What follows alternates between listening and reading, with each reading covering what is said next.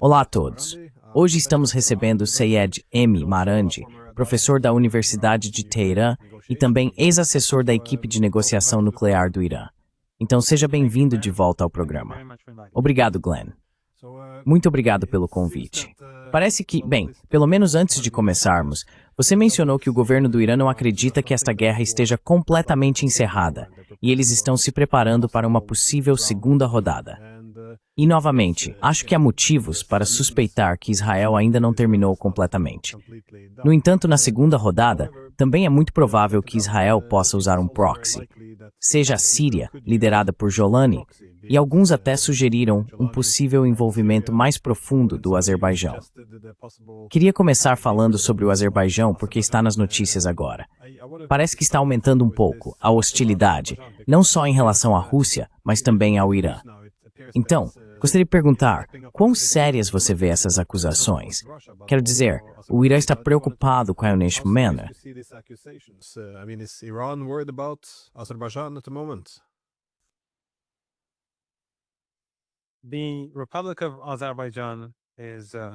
A República do Azerbaijão é um problema porque tem uma relação muito próxima com o regime israelense. Erdogan na Turquia e Aliyev no Azerbaijão colaboram muito com os israelenses. Sabemos que o petróleo vai de Baku, passando pela Turquia, até o regime israelense, e que há um comércio e negócios extensos entre esses três países. A República do Azerbaijão recebe muitas armas do regime israelense. A aliança deles é muito próxima. E isso é claro, mas ao ponto de vista irã. Superiormente vulnerável a experimentar before. Sandwiched between Iran and Russia, and it is a Aliyev é, claro, o líder vitalício do país e tem um histórico de ser muito imprevisível. Em determinado momento, o Irã chegou a ajudá-lo durante os dias muito difíceis do país. Mas mais tarde, os americanos o convenceram a se afastar do Irã, e ele o fez. Agora, acredita-se que ele está realmente apoiando o regime israelense e sua agressão contra o Irã. É uma crença amplamente difundida entre os iranianos comuns, especialmente aqueles que vivem perto da fronteira, que drones voam da República do Azerbaijão para o Irã e atacam alvos, incluindo alvos próximos à fronteira na província iraniana do Azerbaijão Oriental, nas províncias do norte e até mesmo em Teherã.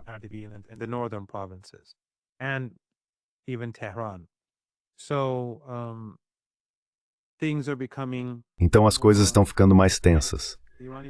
Os iranianos, é claro, querem um Cáucaso pacífico. Queremos que nossos países vizinhos vivam em paz, porque isso é do interesse de todos. Na região do Golfo Pérsico, mesmo que todas essas ditaduras familiares árabes estejam atreladas aos Estados Unidos, o Irã não quer expandir a guerra para essas áreas, porque isso não é do interesse de ninguém. Não é do interesse do Irã.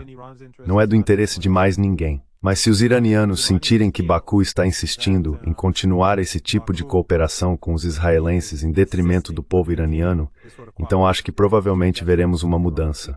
Veremos uma mudança na posição de Teherã em relação a Aliyev. E isso pode ser perigoso, quero dizer, perigoso para ele.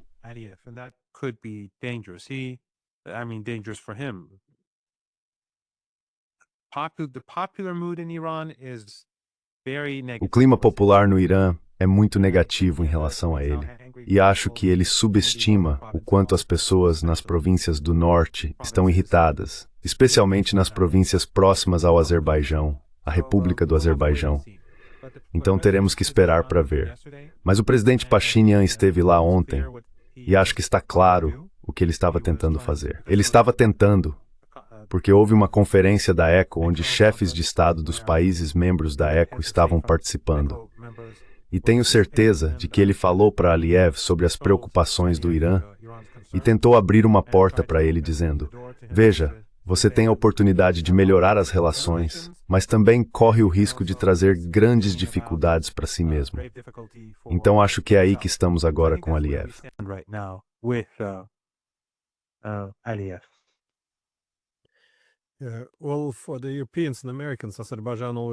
Bem, para os europeus e americanos, O Azerbaijão sempre teve essa posição importante, porque se você quer alcançar o Oriente, especialmente a Ásia Central, e quer evitar tanto os russos quanto os iranianos, esse corredor de energia, se você conseguir trazer o Azerbaijão para sua órbita, então além de acessar o Cáspio, você também pode se estender até a Ásia Central, o que sempre é uma consideração nesse novo grande jogo, como era chamado. Mas não, provavelmente é uma ideia sensata, dado que está espremido entre a Rússia e o Irã, oferecer também incentivos para não desencadear um dilema de segurança.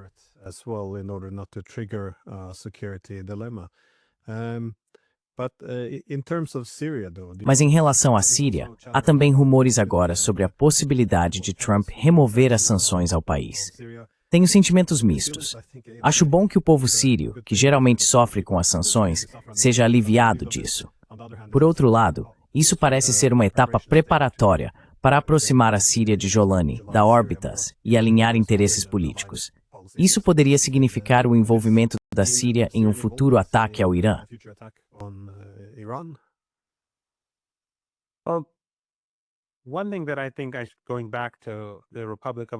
Uma coisa que eu acho, voltando à República do Azerbaijão, é que o Sr. Aliyev, na minha opinião, interpreta mal a situação atual do mundo. Nos anos 90, quando ele, sob ordens dos Estados Unidos, sob pressão dos Estados Unidos e dos europeus, afastou-se do Irã, aquilo foi numa época em que os Estados Unidos eram a superpotência global. Era quando os Estados Unidos eram a hiperpotência. E a Europa, claro, como aliada próxima dos Estados Unidos, era fortalecida como parte desse império. Mas o mundo mudou, e o guarda-chuva dos Estados Unidos para o Aliyev ou para os europeus não é muito impressionante.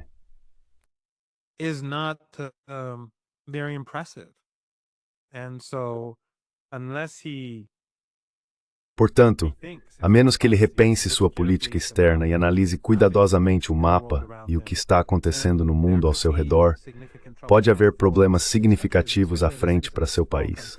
Especialmente porque, como eu disse, é um país pequeno, muito dependente de petróleo e gás, e não tem capacidade para resistir a uma potência como o Irã. E sua população, uma grande parte da população, é muito simpática ao Irã. A maioria, você sabe, a maioria dos azerbaijanos são iranianos. E ele, claro, reprime a religião em seu país, o que o torna muito impopular. Muitos líderes religiosos, quase todos os principais líderes religiosos do país, estão na prisão ou sob alguma forma de prisão domiciliar.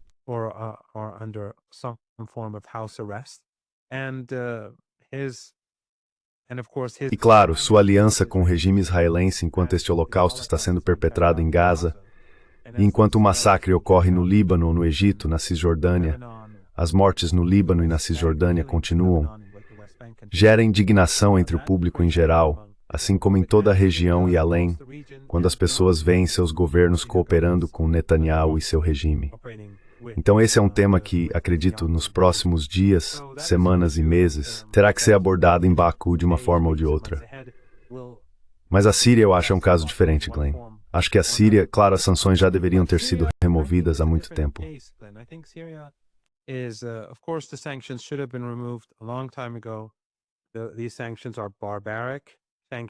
Essas sanções são sanções bárbaras contra qualquer povo em qualquer lugar do mundo. Só podem ser impostas por regimes que não têm senso de humanidade. Seja em Cuba, Afeganistão, Iêmen, Síria ou em qualquer outro lugar, as sanções têm como alvo as pessoas comuns. Esse é o objetivo. Dizer o contrário é apenas ser enganoso. Quando dizem que estão mirando o governo ou que gostam de chamar de regimes, isso é só para justificar o que estão fazendo. Mas o objetivo é prejudicar as pessoas comuns. É uma guerra. É como bombardear pessoas, mas é uma forma silenciosa de assassinato. Então, obviamente, isso não é algo bom. Os americanos não deveriam ser agradecidos por isso. É como se os israelenses declarassem um cessar-fogo em Gaza, por exemplo. Israelis carrying out a ceasefire in Gaza, let's say. No one should thank the regime for it if they actually. Ninguém deveria agradecer ao regime por isso, mesmo que realmente haja um cessar-fogo. Mas eu acho que a Síria está se desintegrando. Quero dizer Jolani, ou Shara, ou como quiserem chamá-lo. Ele não vai conseguir fazer nada de positivo pela Síria. E não acho que essa seja a intenção dele. Os diferentes grupos que estão alinhados com ele são profundamente divididos. Há grandes diferenças entre eles. Há também muitos milhares de combatentes estrangeiros, e muitos desses salafistas e wahhabitas têm sua própria agenda. A Síria é um país destruído. O regime israelense, após a queda do presidente Assad, foi lá e destruiu a infraestrutura do país.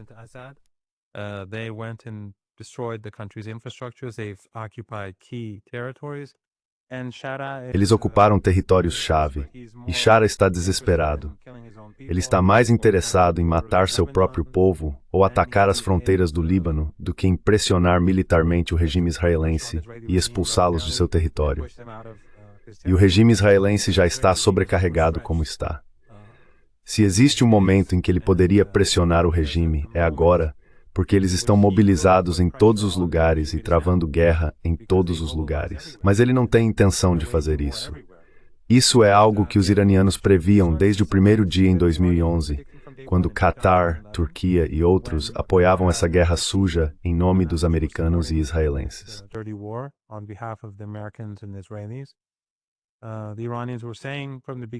Os iranianos diziam desde o início que o objetivo era destruir a Síria, colocar no poder um regime obediente aos Estados Unidos. E basicamente é isso que aconteceu agora. Muitos dos que apoiaram essa guerra suja, eu acho, estão acordando para a realidade, exceto por um segmento de pessoas que foi tão profundamente doutrinado pelo Irã, Catar e Arábia Saudita, além de salafistas e wahhabitas. Você sabe, aquele tipo de pessoa sectária e racista que nunca vai mudar sua mentalidade. Exceto por eles, todo o resto já reconheceu o que realmente está acontecendo na Síria.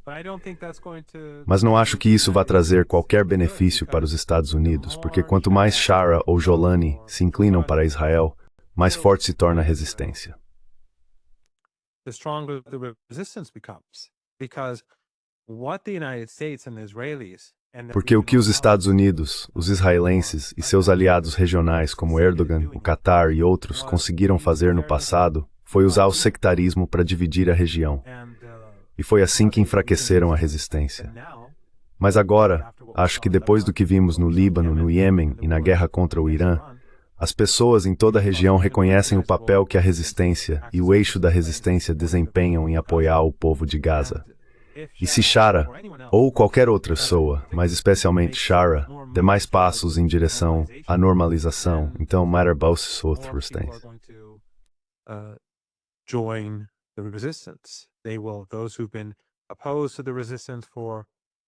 Aqueles que se opuseram à resistência, porque acreditam que as narrativas sectárias e outras usadas contra a resistência vão mudar.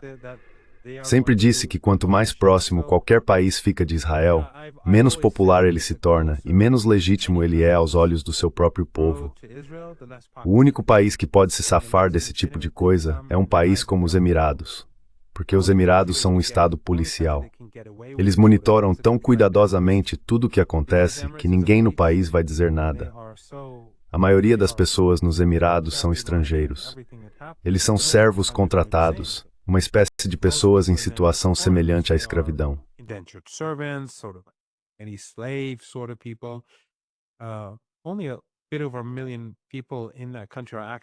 Apenas pouco mais de 1 milhão de pessoas nesse país realmente possuem passaportes dos Emirados. O restante são estrangeiros.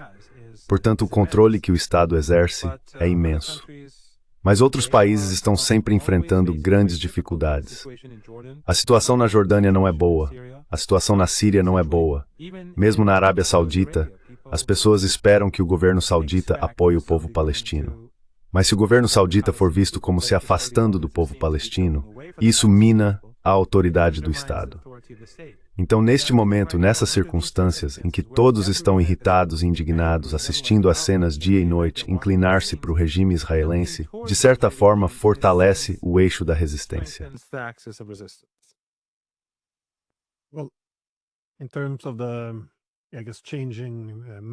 Em relação ao, digamos, mapa em mudança, ou aos sistemas alinhados no Oriente Médio, como a guerra altera a relação entre Rússia e Irã?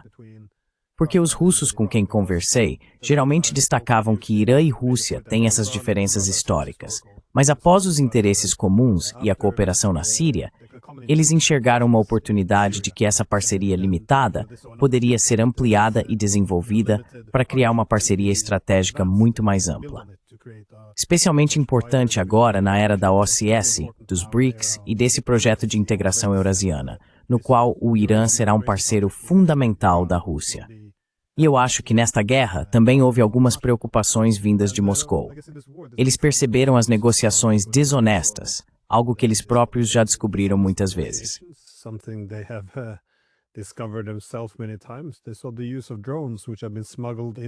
Eles viram o uso de drones que foram contrabandeados para dentro do país deles. Isso também aconteceu no Irã. E no Irã, eles atacaram os reatores nucleares. Na Rússia, atacaram o sistema de dissuasão nuclear. Então, eles veem muitas semelhanças. Mas também ouço a pergunta, até que ponto não houve, por que não houve mais integração? E eles frequentemente apontam para o Irã, dizendo que ainda há muita desconfiança em relação aos russos no Irã. Acho que por bons motivos, se olharmos para o século XIX, houve muitas guerras. Então, novamente, há razão para essa desconfiança.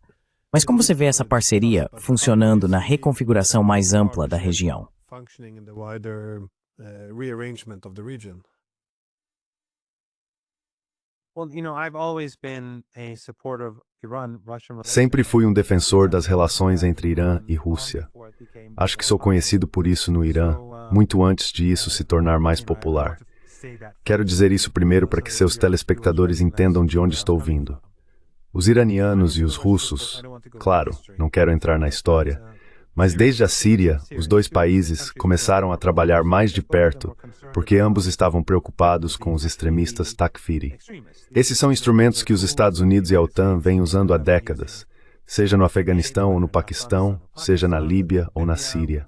E agora, mais recentemente no Irã, vimos que esses colaboradores sionistas dentro do Irã, muitos deles eram salafistas, wahhabitas, Takfiri, ISIS, Al-Qaeda, esse tipo de gente. That sort of people. They're not one single group, but a lot of them come from that. Eles não são um grupo único, mas muitos deles vêm desse tipo de contexto. Sejam chamados de refugiados, imigrantes ilegais ou imigrantes indocumentados, qualquer termo que você prefira usar, ou se eram iranianos, muitos deles tinham esse tipo de histórico.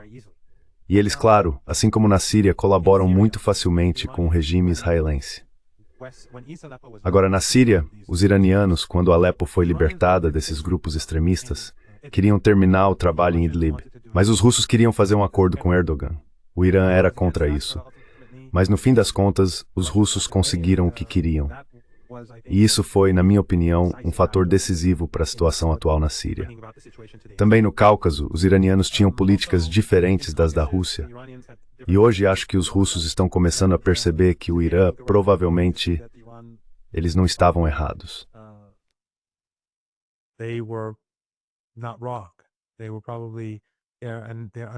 Eles provavelmente, e o entendimento deles sobre as mudanças que estavam ocorrendo no Cáucaso, por causa dos Estados Unidos e dos europeus, acho que os russos estão começando a demonstrar alguma preocupação.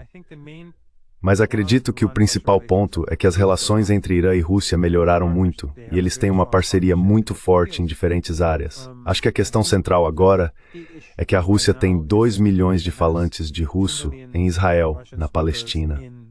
E isso é uma questão muito complicada para o Haas.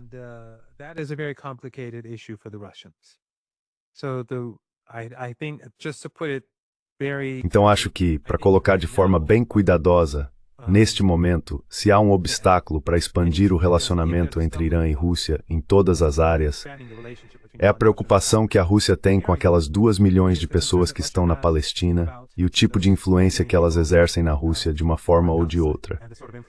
Portanto, acredito que se há algum impedimento, não é do lado iraniano. O Irã, claro, você está certo, os iranianos têm um histórico com a Rússia. E também nos últimos anos, como eu disse, na Síria e no Cáucaso, os iranianos não ficaram satisfeitos com algumas das políticas que a Rússia adotou. E acho que os iranianos se sentem vindicados, acreditando que suas opiniões provavelmente estavam corretas, especialmente sobre o papel de como a OTAN será implacável tanto na Síria quanto no Cáucaso.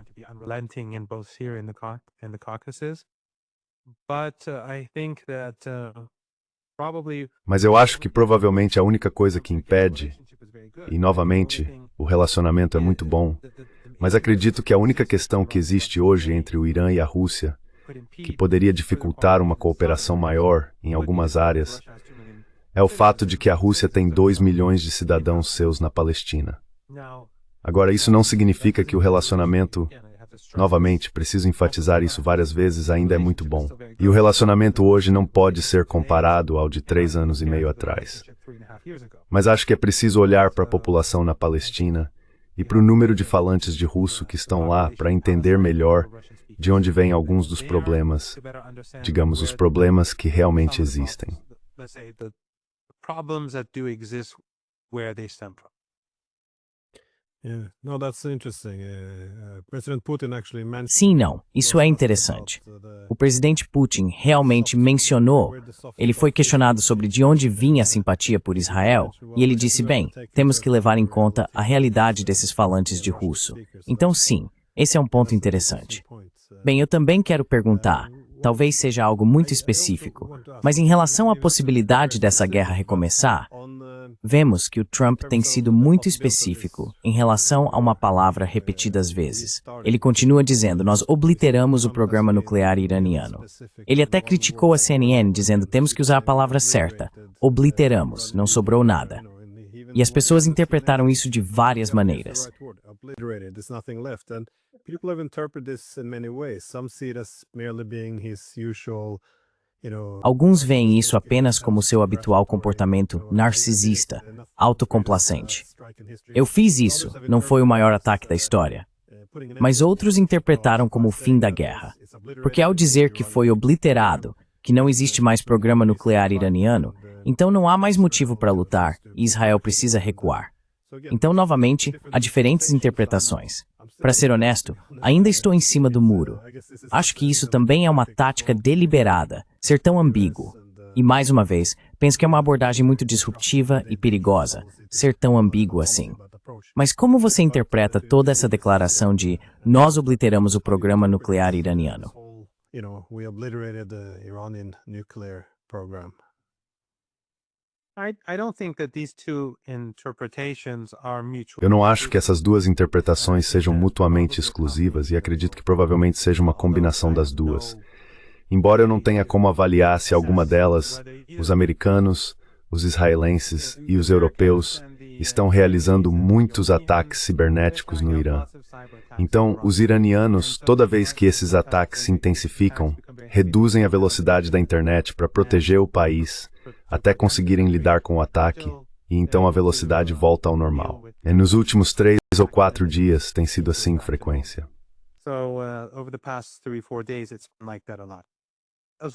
Então, devo continuar? Sim, você estava dizendo que provavelmente é uma combinação dos dois, então travou e sumiu.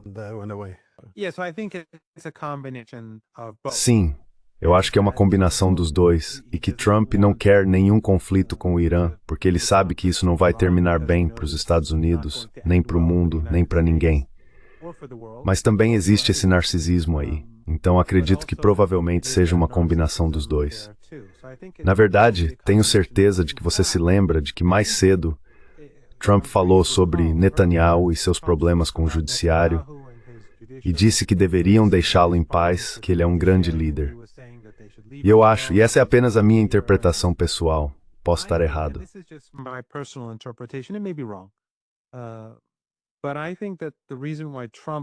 Mas eu acho que o motivo pelo qual Trump quer apoiar Netanyahu e pressionar a oposição de Netanyahu é possivelmente porque ele quer que Netanyahu se sinta mais seguro, para que Netanyahu não continue expandindo a guerra.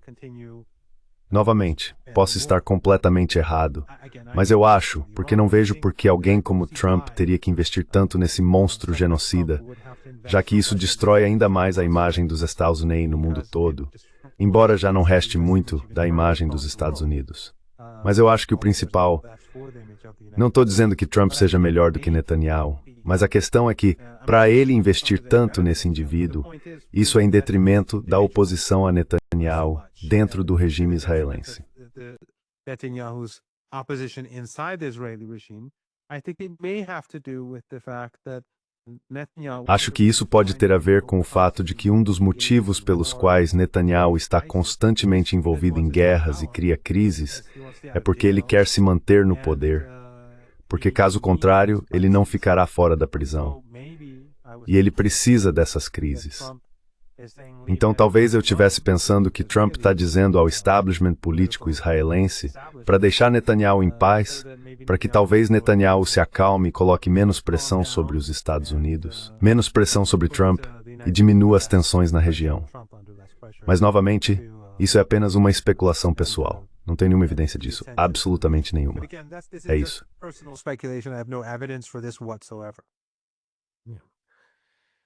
Well, it could be the case, but do you see? Bem, Sorry, just a pode ser o last caso, question. Do mas you você see vê, desculpe, só como uma última pergunta, signs that, você vê algum sinal de que a guerra possa voltar em breve? Ou até agora tá tudo bem, eu acho?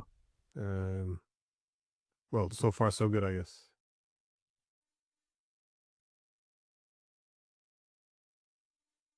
The feeling in Tehran is that O sentimento em Teherã é de que o regime israelense provavelmente atacará novamente porque a primeira rodada não foi boa para o regime. Na verdade, isso fortaleceu o Irã. Mesmo que no primeiro dia o Irã tenha sido gravemente atingido, muitos comandantes seniores foram assassinados e martirizados. E claro, havia todos esses terroristas e esses terroristas Takfiri dentro do Irã, realizando sabotagens. Então o primeiro dia foi muito ruim para o Irã. Mas depois, acho que após 14 horas, quando os mísseis e drones começaram a atingir Israel, vimos gradualmente a maré virar após alguns dias. Isso foi se tornando cada vez mais claro. E ao final da guerra, no 9º, 10º, 11º dia, ficou claro que Netanyahu estava em apuros.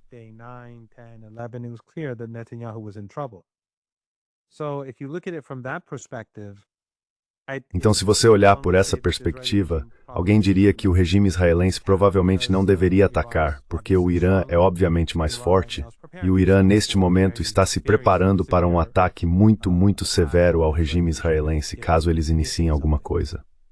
Mas, por outro lado, temos que voltar ao Netanyahu e ao fato de que ele precisa de uma crise. Ele precisa que a região esteja em turbulência.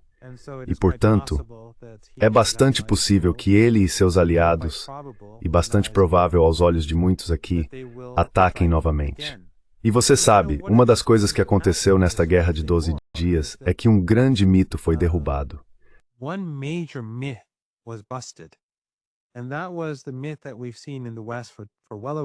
E esse foi o mito que temos visto no Ocidente por mais de uma década.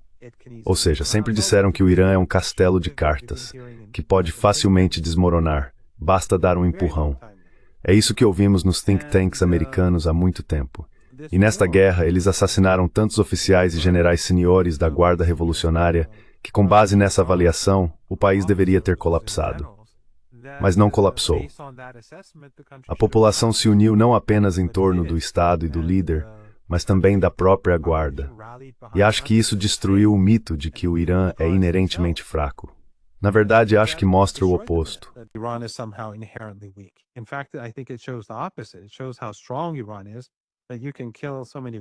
Isso mostra o quão forte o Irã é, que você pode matar tantos de seus líderes, mas nada acontece e as pessoas vão às ruas em apoio.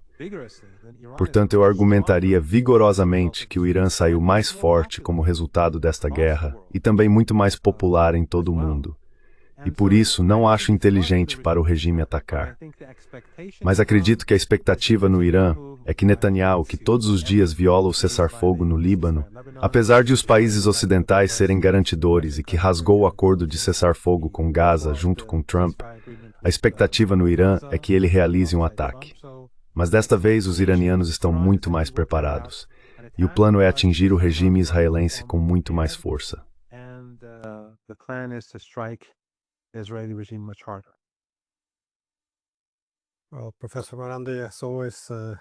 Bem, professor Marani, como sempre, obrigado por me deixar ouvir suas ideias, e é claro, se cuide. Muito obrigado, Glenn. Você também se cuide.